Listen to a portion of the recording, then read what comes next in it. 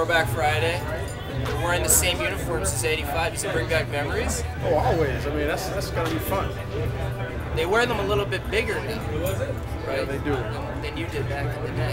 Yeah, they do. It's funny. I talked about that in one of my blogs. How these guys, you think they have terrible bodies, but most of these guys have sculpted bodies. And I think because of the baggy uniforms, the attendance, female attendance in baseball may be going down a bit.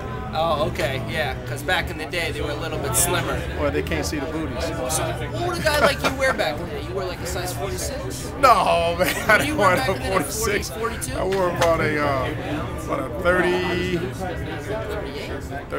32, 34. No, size jersey. What's your jersey size? Yeah. That was a 44. Oh, okay, so I'm not far off. Yeah.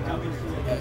So what's your favorite memory from being in Toronto? Maybe not in the Sky Dome, obviously, but like from Toronto, your home days and stuff. I think that's an easy one for me. Winning a pennant in '85, that was our first. I missed the World Series, obviously, but that was fun because most of us were homegrown. We grew up together, organization, and we learned how to win at the same level. Right. You played with Gorgeous George when he won that MVP award. What was that season like? Was it bring back memories? It was a great season. It really was. The entire lineup was solid. We played off of each other. We had good defense, pitching. We had a solid closer. We had a good outfield. Our catching was solid. This ball club has been solid for a long time. What do you like on the Jays right now? They're really turning it around. I think that they're on the brink of doing something this season. Pitching staff's everything. Well, this pitching staff, to me, is probably the best in baseball all around. The starters are amazing. The bullpen's solid. Obviously, it boils down to offense, and that's with every team. If they can hit, they're going to win. But what wins ball games late in the season is pitching. Doc Holliday is known as the pitcher's pitcher in today's baseball. Who was the pitcher's pitcher in the mid-'80s? Who was that guy? We had several. We had one ourselves named Dave Steve. There weren't too many guys that wanted to face him. He was very tough. Had the nastiest slider. I faced him towards the tail end of his career and my career.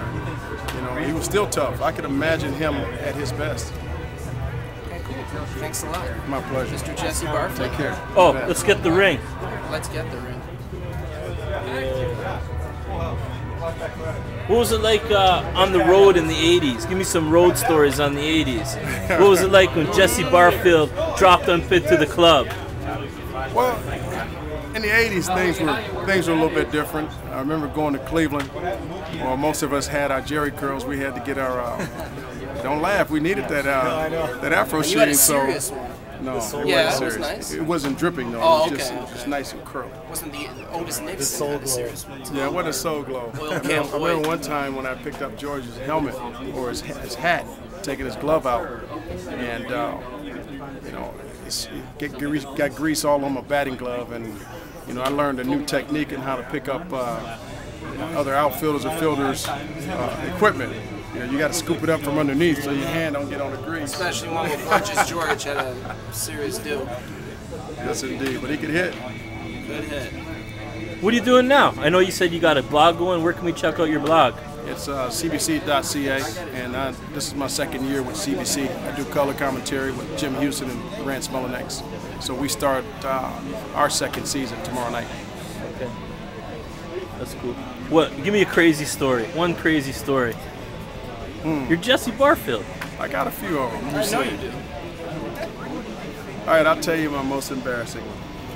I'm in Exhibition Stadium, and I had equipment failure, and I just happened to catch the last out of the inning, so the camera's on you, you're running off the field, and my jockstrap broke, and my cup was, every other step, it was moving down my leg further and further.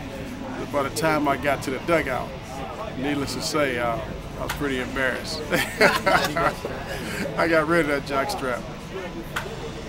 All right, thanks, Jesse. All right, thank you guys. Thanks a lot. We'll see you later.